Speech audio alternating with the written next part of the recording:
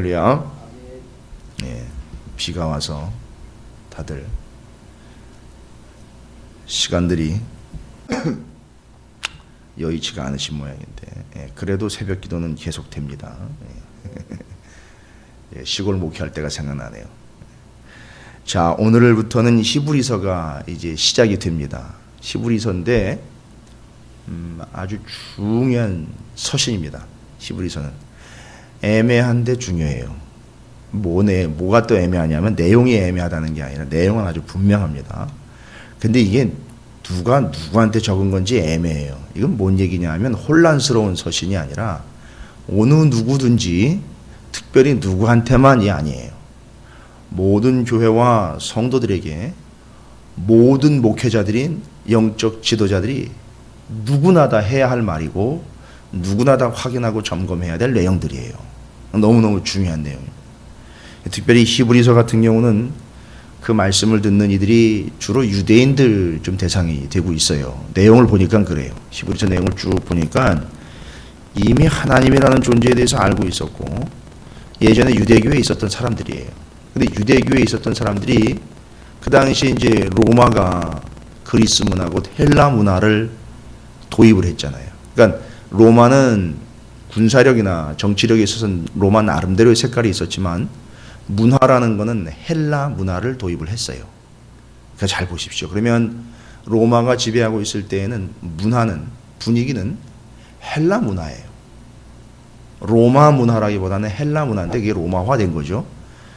그 다음에 그 로마 문화 안에서 살아가고 있던 유대인들이 있어요. 왜냐하면 유대인들은 어려울 때마다 끌려갔다가 본토로 돌아오기도 했지만 어려울 때 본토에 있었던 사람들이나 끌려갔던 사람들이 다 돌아온 게 아니고 세계 곳곳에 남아있거나 어려울 때 흩어져 버렸어요.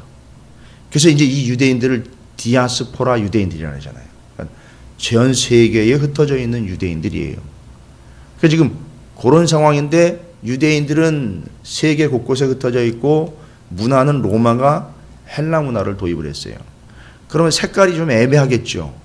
유대인들인데 헬라 문화의 영향을 받았어요.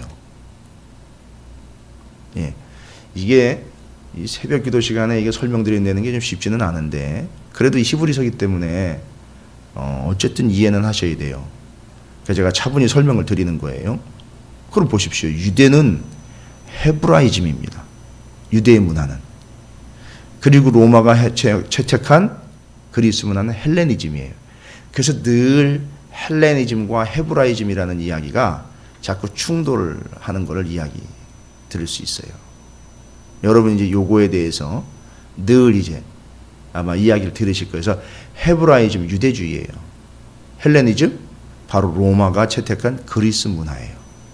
그럼 당연하겠죠. 충돌이 오겠죠. 근데 충돌이 오는 중에도 어느 정도는 또 조화를 이루는 부분이 있어요. 예를 들자면 유대인들이 이 천사의 개념에 대해서 예전 문헌들을 보면 천사라는 개념에 대해서 이렇게 확 정리를 해가지고 완벽하게 딱 도입을 했던 개념이 아니라 이 헬레니즘 시대에 좀 영향을 좀 받았어요. 그러다 보니까 천사적인 개념, 영적인 중간자의 개념들, 이런 개념들이 헬레니즘 문화 속에서 적용이 되다 보니까 헬레니즘의 영향을 받은 유대인들이 바로 요 천사적인 개념들에 창념을 하다 보니까 어떤 생각들이 생기느냐면 하나님과 사람 사이에서 천사와 같은 역할을 해줄 수 있는 자, 이게 이제 최고로 치는 거예요. 그게 성경에 딱 보니까 그게 딱 누구냐 하면 성경을 딱 정리하니까 그게 바로 모세예요. 감이 잘 안 오시죠? 왜 모세가 그런 존재인지 생각해 보세요. 모세 시체에 있나요? 없죠. 승천했다고 믿어요. 육체적으로 활동은 했지만 죽음이라는 거에 대해서는 증명이 안 돼 있어요. 물론 이제 뭐 하나님의 뜻이지만 그러다 보니까 보십시오. 모세가 마치 뭐와 같은 존재가 되어버리죠? 천사와 같은 존재인 거예요. 그러니까 이 헬라 문화의 영향을 받은 유대인들은 누구를 최고로 쳤느냐 하면 모세를 최고로 쳤어요. 감이 잡히실 거예요. 이제 근데 히브리서를 보면 그 모세보다 뛰어난 이가 있으니 그게 바로 누구다? 히브리서가 이야기하려고 하는 것은 사람을 이야기하려는 거예요. 그렇죠. 예수 그리스도라는 거예요. 이건 아주 중요한 얘기입니다. 히브리서를 그냥 막연하게 얘 뒤에 가면 이제 믿음장이 따라가지고 맨날 믿음장만 뒤집다 파가지고선 앞에 있는 내용은 전혀 알지도 못하면서 믿음만 강조하는 것처럼 얘기를 하는데, 믿음도 그냥 믿음이 아니에요. 그냥 뭐 소리 지른다고 생기는 그런 믿음이 아니라 똑바로 예수 그리스도가 어떤 존재인지를 또 반복되는 얘기입니다. 베드로 사도가 그렇게 신약 성경 27권 중에 베드로 사도가 쓴 성경이 2권밖에 없어요. 베드로 전후서. 근데 베드로 사도는 명확한 걸 얘기를 했어요. 뭐냐? 너희들에게 새로운 걸 얘기하려고 하는 게 아니라 너희들에게 이미 얘기한 그 이전의 진리인 예수 그리스도 복음과 생명과 말씀에 대해서 나는 또 생각나게 할 거고 다시 기억나게 할 거고 그걸 다시 이야기하는 게 내 직무지, 내가 새로운 이벤트를 해가지고 쇼를 벌려가지고선 이제 오늘 저녁에 말씀 나눌 거예요. 스가랴서에는 분명히 나와요. 우상 숭배하는 유형 중에 하나가 바로 그런 유형이에요. 매일 새로운 걸 만들어내는 거예요. 이벤트 맨날 만들어내는 거예요. 그래가지고 쇼킹하게 만들고 기발한데 이렇게 해가지고 현혹시켜서 교회 가면 뭔가 이벤트가 있고 문화가 있고 뭐 요즘 미안한 얘기지만 뭐 문화 예배 뭐 열린 예배 이런 걸 조심해서 사용을 해야 되는 게, 이게 성경적으로는 그 근거를 좋은 근거라기보다는 예전에는 그 문화 열린 예배가 거기서부터 왔다는 얘기가 아니에요. 예전에 유대인들이 우상 숭배를 잘못해서 신앙에 어그러진 4가지 유형이 스가랴서에 나와요. 이제 오늘 저녁에 나눌 텐데 오늘 오신 분들은 꼭 오실 거지만 그때 또 얘기 드리지만 거기에 늘 새로운 걸 추구하는 유형이 있었어요. 바로 점성술이에요. 점성술. 하늘의 별을 보고 점을 치고 하늘의 별들을 숭배하는 거예요. 근데 이게 가만히 앉아가지고 별만 보고 뭐 이렇게 점 치고 이런 개념이 아니라 이게 그냥 점을 치고 넘어가는 게 밖에 나가서 별을 보면서 구슬해야 돼요. 손을 붙잡고 막 들고 뛰면서 저 별을 보고 밤에 별을 보면서 별을 경배하고 그 별을 향해서 뭐 소위 말하면 영적 이벤트를 막 해대는 거예요. 말하자면 굿하는 거예요. 그 별의 이름으로 구슬하는 거예요. 그러다가 만약에 별똥별이라도 떨어지면요 다 기절하는 난리 나는 거예요. 이제 끝나는 거예요. 그거는. 그건 거의 주님이 오시는 것처럼 받아들이는 거겠죠. 그렇게 되면. 자, 이거예요. 그러다 보니까 그런 습성들이 하나님을 믿는 하나님의 말씀을 붙잡고 가야 되는 신앙의 성도들에게 그런 이 이상한 부류들과 흐름들이 들어왔어요. 그러다 보니까 자기네들도 뭐를 해야 되는 거 아닌가, 성전에서 신앙생활 하면서 거기 물들어 버린 거죠. 자, 이거는 뭐 나중에 자세히 제가 말씀드릴게요. 자, 이런 새로운 걸 이야기하거나 새로운 이벤트를 하는 게 신앙이 아니라 원래 하나님이 말씀하시고 보여주시고 들려주시고 알려주시고 보내주신 누구에 대해서요? 예수 그리스도에 대해서 다시 점검 들어가는 겁니다. 히브리서는. 다른 거 없어요. 그래서 좀 전에 제가 아주 신학적이고 고대사적이고 철학적인 배경에 대해서 말씀을 드렸어요. 유대인들, 전 세계에 흩어져 있는 유대인들이 헬라 문화의 영향을 받아서 그 헬라 문화에서 영적인 존재들 중간 역할을 하는 영매와 같은 존재, 영매라는 표현이 좀 그런데 하나님과 사람 사이를 중간에서 이렇게 교제하게 해주고 영적인 존재들로서, 사람이 아니라 영적인 존재들로서 중간에서 이렇게 왔다 갔다 해주면서 교류하게 해주고 그 영적인 역할을 중간에서 감당을 해주는 천사와 같은 존재, 그게 누구냐? 모세였다는 거예요. 그래서 모세를 최고로 쳤단 말이에요. 그 당시 배경은. 그런데 히브리서를 보니까 그런 모세가 최고가 아니라 그 모세보다 더 뛰어나고 본질적으로 우리가 따르고 믿어야 될 존재가 있으니 우리는 모세를 믿어야 되는 존재가 아니라 예수 그리스도를 믿어야 되는 존재들이다. 그래서 모세보다 뛰어난 존재에서 이제 뒤에 가시면 나와요. 모세는 이랬는데 예수는 이랬다. 예, 요거 꼭 잊지 마세요. 오늘 이 새벽에 참석한 여러분들은 이제 히브리서를 보면서 이런 관점을 가지고 계속 성경을 보다 보면 여러분이 이게 고정관념이 아니라 원칙이에요. 누구는 그랬으나 모세는 그랬으나 예수는 이렇다라는 거예요. 그래서 초점이 다시 누구한테로 돌아가요? 예수 그리스도에게로 돌아갑니다. 그래서 이 히브리서 같은 경우는 일반 서신이라고도 하고요. 그렇죠. 일반 서신, 또 공동 서신 9권 전체를 그냥 뭉뚱그려 가지고 그냥 한 곳에 이해하기 쉽게 덩어리 지어서 이해하기도 하는데, 정확하게 이야기하면 이제 일반 서신이에요. 왜냐하면 바울과 다른 사도들 그 비교가 되지 않습니까? 그래서 바울이 기록한 서신 말고, 말씀 말고 다른 사도들이 기록한 걸 그냥 통틀어서 그냥 일반 서신이라고 이야기를 해봐요. 다른 일반적인 사도들이 기록한 말씀이라서 일반 서신이라는 얘기를 쓰는 거예요. 바울 서신 말고, 바울이 기록한 거 말고 바울 외에 다른 사도들이 기록한 것, 그래서 일반적인 사도들이 기록했다 해서 일반 서신이라고 얘기를 하는데, 그 히브리서가 쭉 내용을 보면 여러분 1장 1절을 보면은요, 대개 보면 바울 서신 같은 경우를 보면, 또 다른 사도들 서신서들도 성경 말씀도 보면 대개 보면 처음에는 일반적인 순서들이 있어요. 사랑하는 자들아, 하나님의 종된 내가 여러분에게 편지하노니 주 안에서 평안할지어다. 보십시오. 부르지요. 누가 보냈는지. 그러니까 편지를 받는 사람을 부르지요. 또 누가 편지를 썼는지 이야기하죠. 그 다음에 안부를 묻죠. 축복하죠. 이거예요. 이런 일반적인 서신서의 순서가 있어요.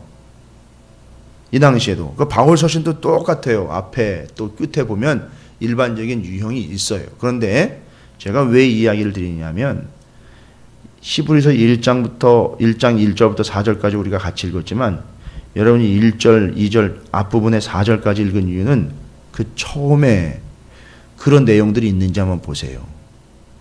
내가 누군데 편지를 받는 여러분 안녕하십니까?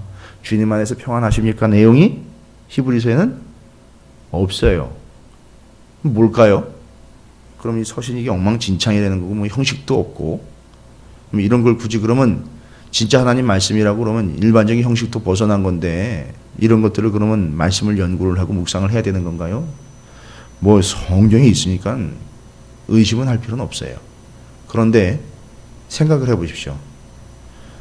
부르고 안부를 묻고 첫인사 딱 주고받고 여유 있는 그런 느낌이 아니라 단도직입적으로 확 들어가 버리죠. 옛날에 선지자들을 통하여 여러 부분과 여러 모양으로 우리 조상들에게 말씀하신 하나님이 옛날엔 누구한테 얘기했다고요? 선지자들에게 얘기했어요. 그런데요, 이 모든 날 마지막에는 누굴 통해서 얘기합니까? 아들을 통하여 우리에게 말씀하셨으니. 그러니까 보세요. 지금 마지막 날까지 우리가 누구 얘기를 들어야 되는 겁니까? 예수님 얘기를 들어야 되는 거예요. 예수님을 통해서 말씀하셨다는 거예요. 그러니까 이거 지금 아주 처음부터 그냥 일격을 가하고 있는 거예요. 왜 엉뚱한 놈들 얘기를 듣습니까? 왜 다른 사람 얘기를 듣습니까? 누구 얘기를 들어야 되는 거냐고요. 예수의 얘기를 들어야지 왜 다른 얘기를 듣습니까? 왜 엉뚱한 생각을 하고 있고 다른 사람이 뭐라고 그런들 자꾸 휩싸이고 누가 뭐라 한들 거기 자꾸 휩쓸려 다닙니까? 그런 거 보지 말고 예수가 말씀하시는 걸 붙잡아야 됩니다. 예수님이 뭐라 하셨고 예수님이 어떻게 하셨는지 예수에게 집중하십시오라고 아주 바로 들어가 버리죠, 본론으로. 이유가 뭘까요? 그만큼 다급하다는 얘기입니다. 그만큼 지금 심각한 상황이라는 거예요. 이 말씀을 받아야 될 사람들이요, 이 말씀을 받고 있는 사람들이 지금 상당히 심각한 영적 상태에 있다는 걸 이야기하는 거예요. 빨리 이야기하고 싶은 거예요. 본론으로 그냥 들어가는 거예요. 안부를 묻는 것보다도 더 중요한 게 뭐냐 하면 본질을 빨리 이들이 캐치하지 않으면 그냥 내버렸다가 망한다는 거죠. 그 본문을 쭉 보면 이제 아까 이제 헬레니즘 얘기도 제가 드렸지만 히브리서를 보는 관점, 모세보다도 예수, 첫 번째 예를 들어 설명드렸어요. 그럼 히브리서가 끝날 때까지 여러분이 또 관점으로 가져가야 되는 게 뭐냐면, 이 당시 히브리서를 누가 기록했는지 안 나와 있어요. 일반적인 사도겠죠. 그런데 이 히브리서를 받아야 되는 사람들의 영적인 상태, 믿음의 수준이 어느 정도였느냐면, 요거는 여러분이 이제 히브리서 끝날 때까지 이것도 기준으로 잡아요. 왜냐하면 이 편지를 받고 읽어야 되는 사람들이 그런 상황이었었어요. 근데 그 사람들의 그 믿음의 수준이요, 이제 새롭게 시작하는 이들이 아니었다는 게 문제예요. 새로 주님을 복음으로 제시를 받고 이제 신앙생활을 처음 시작한 사람들이 아니 되는 거예요. 이 편지를 받는 사람들은. 자, 상황을 보면 이 편지를 지금 쓸 수밖에 없었던 이유는 뭐냐면, 여러분 히브리서 10장 35, 36절을 보십시오. 오늘은 이런 부분들을 좀 정리하고 히브리서에 대한 좀 울렁증을 좀 제거를 하고 히브리서 끝날 때까지 우리가 좀 기대할 수 있는 마음으로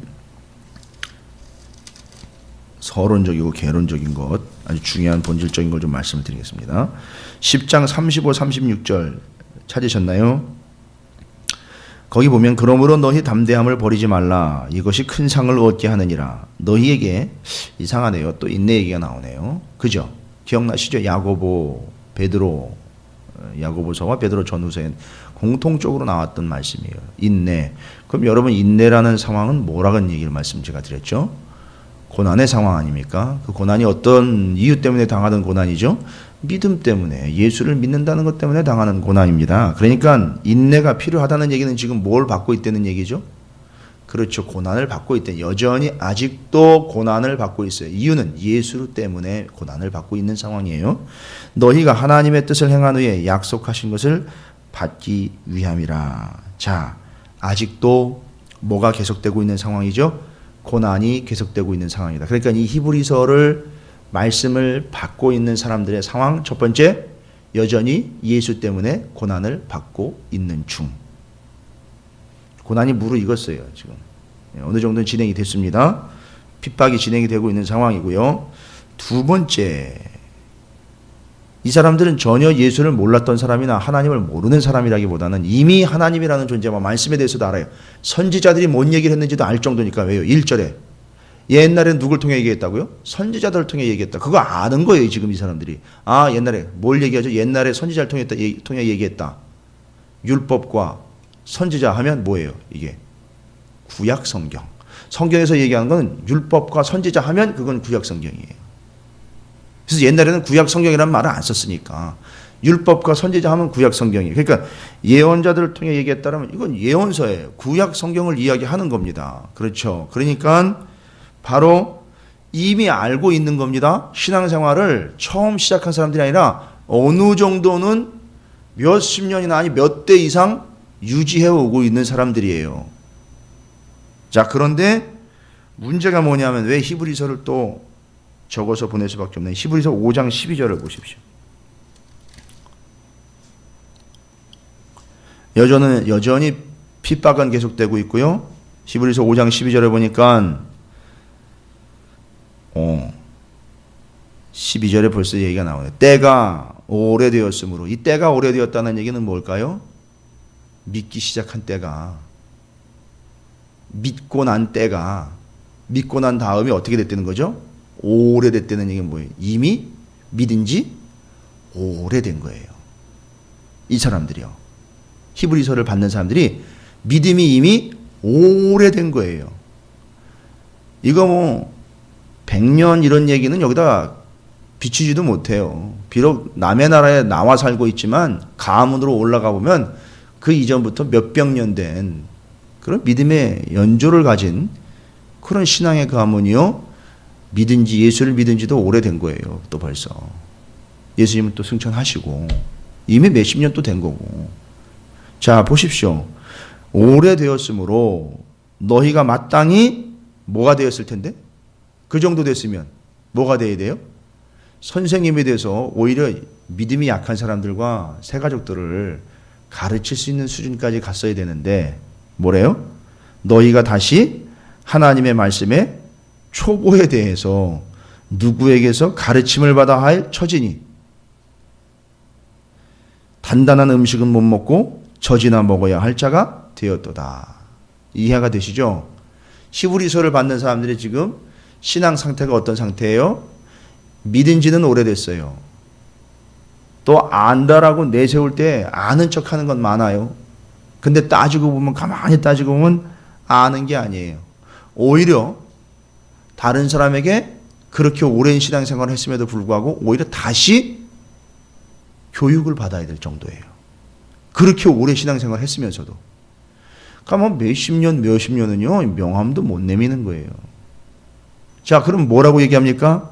그렇게 오랜 신앙생활을 했고 가문도 뭐 믿음의 가문이다 이야기하고 뭐 할 만큼 했다 그러고 뭐 예배도 드릴 만큼 드렸다 그랬는데 수준은 어느 수준이에요? 단단한 음식은 못 먹고 젖이나 먹어야 될 연약한 상황이 되는 거죠. 자, 이 편지를 받는 사람들이 바로 그런 상황 가운데 있다는 거예요.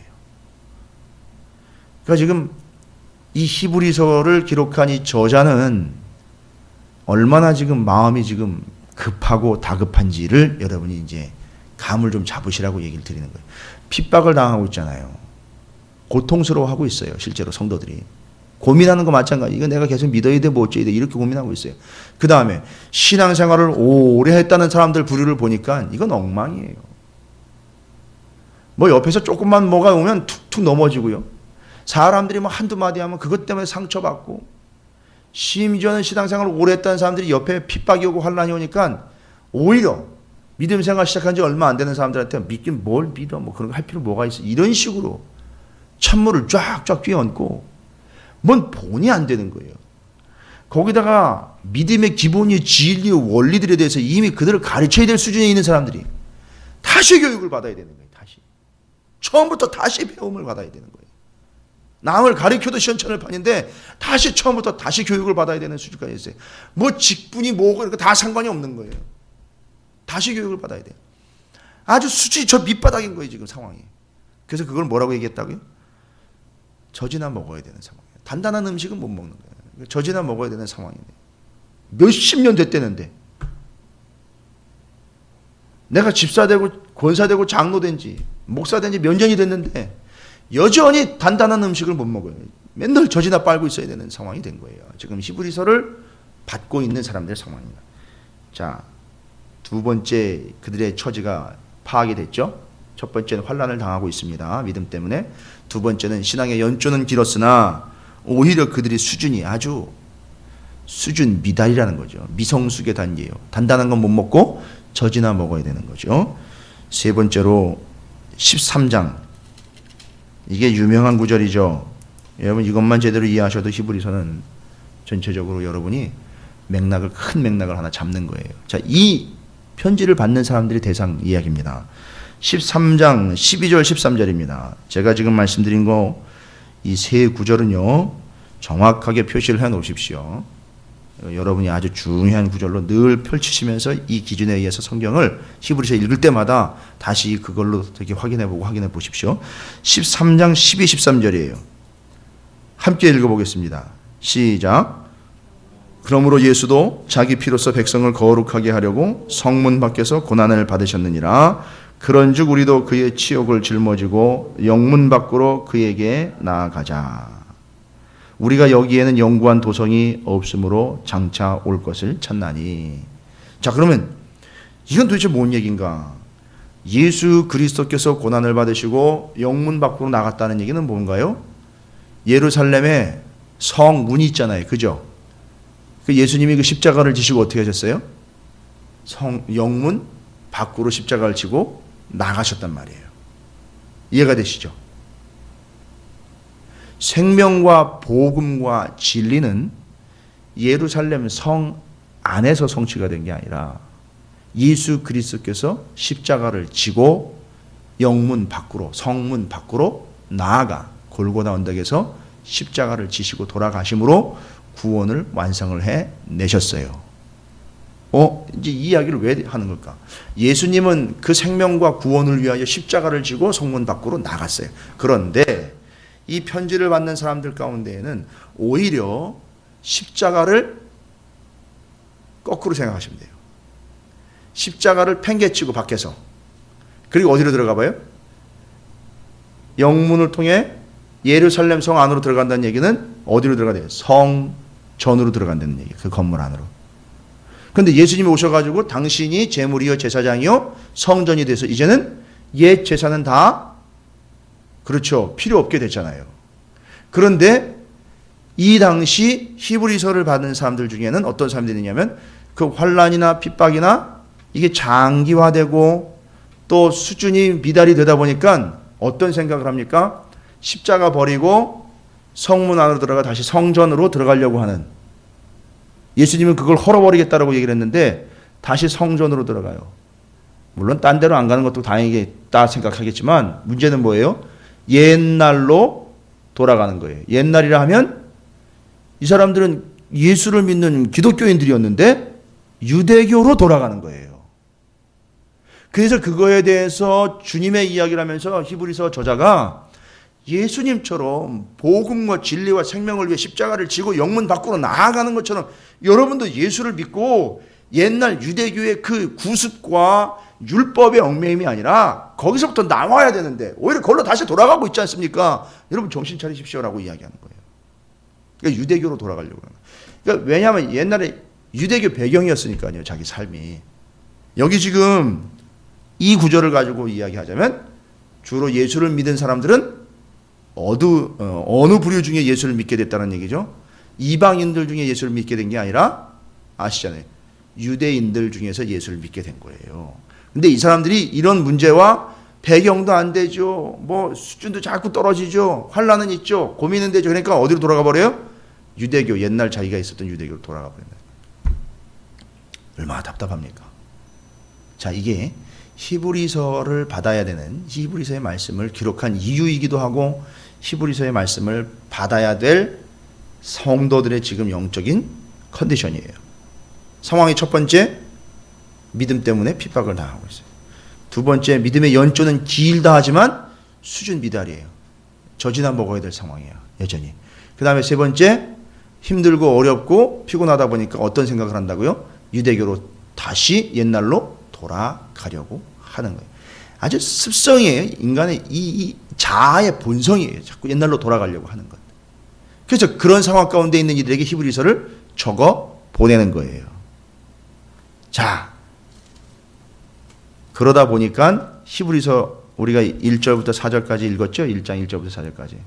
거기 보시면 이제 2절까지 1절은 제가 읽었고 이 모든 날 마지막에는 아들을 통하여 우리에게 말씀하셨으니 보세요. 이 아들을 만유의 상속자로 세우시고 또 그로 말미암아 모든 세계를 지으셨느니라. 3절, 4절, 2절부터 3절, 4절까지 보면 다 누구 얘기예요? 다른 얘기 안 하고 있어요. 다 누구 얘기하고 있어요? 예수 그리스도에 대해서 얘기하고 있어요. 여러분 여기서 뽑아보면요. 예수 그리스도에 대해서 8가지를 얘기를 해요. 구구절절히 8가지. 뭐라고 얘기합니까? 예수 그리스도는 하나님은 그의 아들을 만유의 상속자로 세우셨다. 뭔 얘기예요? 온 세상 만물을 누가 주관하고 있는 거죠? 원래는 누가 만드셨죠? 하나님 만드셨죠? 그 하나님 만드신 온 만물을 누구에게 물려주신 거죠? 예수 그리스도에게. 그래서 지금 현재 온 만물은 누가 다스리고 계시는 중? 예수 그리스도께서 다스리고 계시는 중. 이거 지금 얘기하는 거예요. 왜요? 왜 예수에 대해서 다시 얘기합니까? 예수 때문에 핍박당하고 있으니까요. 예수에 대해서 잘 몰라요. 심지어 유대교로 돌아가 버리려고 하니까요. 그러니까 누구에 대해서 정확하게 다시 얘기합니까? 예수, 우리의 믿음의 대상이요 본질인 예수에 대해서 다시 얘기하는 거예요. 여러분, 우리도 다시 들어야 돼요. 우리도 안다고 하는 듯 하지만 예수에 대해서 한두 가지 알면 많이 안다고 할까? 요즘 수준이 그래요. 교회 와가지고 예배를 드리면 예수에 대해서는요, 단 한 번도 언급받지도 못한 채로 그냥 좋은 얘기 듣고 재미있는 얘기 듣고 그러다가 편안한 얘기 듣다가 밥이나 나눠 먹고 그리고 가는 거예요. 그리고 그냥 교제라 싶으니까 뭐 각 선교회별로 뭐 동아리별로 뭐 교제한다 그러고 그리고 돌아가 버리는 거예요. 그리고 그 동아리에서 무슨 일이 일어나는지도 몰라요. 예수를 고민하면 예수를 씨름하면 예수를 전하는 게 아니라 자기의 삶을 고민하며 씨름하다가 그냥 예수도 온데간데 없이 그냥 공중분해 돼버리고 자기 얘기만 쭉 하다가 그냥 끝나버리는 거예요. 여러분 그건 아닙니다. 그건 망할 징조예요. 바로 이 사람들의 상황과 처지랑 별반 다를 게 없어요. 그래서 지금도 만물의 상속자로 세우셨기 때문에 만물을 주관하시는 분은 주님이에요. 그러니까 만물을 쫓아가서는 안 되는 거예요. 만물을 주관하고 계신 주님만 바라봐야 된다는 거죠. 두 번째로 뭐라고 합니까? 하나님은 아들을 통해서 모든 세계를 창조하셨대요. 물론 같이 창조하셨어요. 함께 계셨습니다. 그런데 뭐라고 얘기한다고요? 창조하실 때 독자적으로 혼자 하심이 아니라 하나님의 아들인 예수 그리스도를 통해서 창조했다라고까지 얘기를 해요. 그러니까 창조주예요. 주님은. 나를 만드신 분이라고요. 권력도 만드신 분이고요. 로마라는 나라가 아무리 세도 그 나라도 만드신 거예요. 아무리 지금 핍박이 있어도 자 이제 답이 나오는 거예요. 아무리 지금 핍박이 있어도 그 핍박도 누가 만드신 거예요? 하나님이 만들었다는 얘기예요. 주님이 그걸 뜻하고 의도했다는 얘기예요. 누구처럼요? 요즘에 창세기 하잖아요. 우리 요셉. 모든 역사를 하나님이 주관하신 거고 하나님이 계획하시고 연출하신 것처럼 그렇게 다 하나님이 주관하고 계신다는 얘기예요. 세 번째, 그리스도는 하나님의 영광의 광채다. 하나님을 드러내는 존재요. 하나님 곧 예수 그리스도께서 하나님과 하나님의 나라를 드러내는 존재라는 거예요. 예수 그리스도는 그 본체의 형상, 하나님이 본체 아닙니까? 그거의 형상이라 그러죠. 그게 투영된 거잖아요. 그래서 새 하늘과 새 땅의 모형으로 준 게 뭐예요? 거기서 예배하고 이스라엘 백성들이 전혀 못 알아먹으니까 장차 너희가 들어갈 때가 내가 너와 함께하고 너희들과 함께하는 나라, 그 나라, 새 하늘과 새 땅 하나님의 나라, 거기서 너희들이 나를 예배할 것이고 거기서 다른 거 안 하고 거기서 그냥 기도하며 예배할 거고, 기도는 뭐 대화죠. 뭐 거기서는 그냥 그거를 이 사람들이 알아먹도록, 이스라엘들이 알아먹도록 이스라엘 사람들에게 이야기를 하셨어요. 그렇게 지어서 너와 내가 함께하고 너는 나와 교제하면서 거기서 하나님 이런 분이고 하나님 나라는 이런 거구나, 모형으로 알아먹으라고 지시를 하시고 지으라고 명령하신 게 있어요. 그게 뭐죠? 성막이에요. 근데 이놈은 성막이 성전 돼가지고 성전을 어떻게 해? 끝까지? 모형이잖아요. 모형을 붙잡고 있는 거예요. 얼마나 우스운 거냐 하면, 자동차를 타고 부산을 내려가야 되면 실제 자동차를 운전을 해서 내려가야 되잖아요. 근데 자동차를 타고 부산을 내려가야 되는 이 사람이 자동차 모양을 그럴싸하게 만들어 놓은 모형을 1대1로 만들어 놓은 자동차 모형을 타고 내려가겠다고 얘기하는 건 똑같은 거예요. 이제는 진짜 차가 왔으면 그거 타고 가면 되는 거죠. 모형은 이제 뒤로 가는 거잖아요. 그러니까 이 성막에 여전히 연연해 있는 거예요. 자, 아까 얘기 드렸죠? 자꾸 어디로 간다고요? 유대교로 돌아가려고 하는 거. 성막은 모형이에요. 그래서 누가 오므로 이 모형이 이분이 본질이었구나. 그죠? 지금 이제 빛이 있어서 이렇게 그림자가 와요. 그림자가 오는데, 여러분, 이게 실체고 이게 중요한 거지 이게 중요한 게 아니잖아요. 그죠? 이건 이거에 따라서 왔다 갔다 하는 거예요. 그러니까 이게 와버렸단 말이에요. 이걸 붙잡아야죠. 여전히 그림자 어디 갔지? 이런 삶을 살고 있다는 거예요. 아니라는 거예요. 자, 그 본체 하나님을 예수 그리스도가 보여주고 있는 거예요. 지금 실체이면서 형상으로 보여주고 계시는 거예요. 자, 그 다음에 그리스도는 그의 능력의 말씀으로 만물을 붙들고 계시는 자예요. 그러니까 중요한 겁니다. 말씀을 붙잡지 않으면 주님을 붙잡지 않는 거나 마찬가지인 거예요. 지금 하나님은 예수 그리스도를 통해서 이 만물을 주관하고 계신다 그랬잖아요. 그죠? 상속자로 줬다 그랬잖아요. 상속자라 그랬잖아요. 만물의 상속자 주님. 근데 그 주님이 이 어마어마한 세상을요, 바쁘시잖아요. 힘들 수 있잖아요. 그런데 이 어마어마한 만물, 이 크고 넓은 이 대우주 광활한 모든 피조물들을 뭘로 붙잡고 계신다고요? 말씀으로 붙잡고 계시는 거예요. 그러니까 우리는 말씀에 붙잡히면 되는 거예요. 그럼 제대로 붙잡히고 계시는 거란 말이에요. 그죠? 그 다음에 여섯 번째로, 그리스도는 죄를 정결케 하시는 분이에요. 우리의 심각한 문제 아닙니까? 죄 문제 어떻게 해요? 예수 그리스도로 해결하는 거예요. 일곱 번째, 예수 그리스도는 하나님 우편에 앉으신 분, 어마어마한 권위를 가지고 계신 분이에요. 여덟 번째, 그리스도는 천사보다 뛰어난 분이에요. 자꾸 천사 얘기 나오는 거 아시죠? 헬레니즘 문화 때문에 그렇습니다. 영적인 중간자 역할, 이런 것들이 지금 꽂혀 있어서 그래요. 헬레니즘 문화가. 자, 정리되셨습니까? 제가 예수 그리스도에 대해서 8가지로 말씀드렸어요. 만유의 상속자로 세우셨고, 그래서 만물은 주님 것이에요. 주님이 주관하고 계시고, 두 번째는 하나님은 아들을 통해서 이 모든 세계를 창조하셨다는 것이고, 세 번째는 그리스도는 하나님의 영광의 광채예요. 하나님을 드러내는 분이에요. 보여주고. 그 다음에 네 번째로 예수 그리스도는 하나님이라는 그 본체의 형상이에요. 자, 이거는 이제 세 번째와 네 번째가 같이 연관이 좀 될 수 있어요. 다섯 번째는 지금도 예수 그리스도는 그의 능력의 말씀으로 온 우주 만물을 우리까지도 다 붙잡고 계신다. 그러니까 여러분 말씀 붙잡아야 돼요. 다른 거 붙잡으면 망합니다. 진짜예요. 주님의 말씀으로 만물을 붙잡고 있기 때문에 엉뚱한 거 붙잡고 저 같은 목사들이 엉뚱한 짓 하다가 큰일 나는 거예요. 헛다리 짚는 겁니다. 그 다음에 6번째, 그리스도는 죄를 정결하게 하시는 분. 7번째, 그리스도는 하나님의 우편에 앉으신 분. 8번째, 그리스도는 천사보다 뛰어난 분. 여러분, 이 방대한 예수 그리스도에 대한 아주 핵심적인 명확한 진리와 사실들을 1절부터 4절인데요. 3절, 4절, 2절 후반부로 해서 3절, 4절에 이 8개가 다 들어가 있어요, 지금. 얼마나 급한지 아시겠죠? 얼마나 중요한 내용인지 이렇게 2절에다가 딱 집약을 해가지고 예수가 어떤 분인지 8가지를 쭉 설명을 하고 있어요. 왜요? 본질로부터 지금 벗어나 있기 때문에 그렇습니다.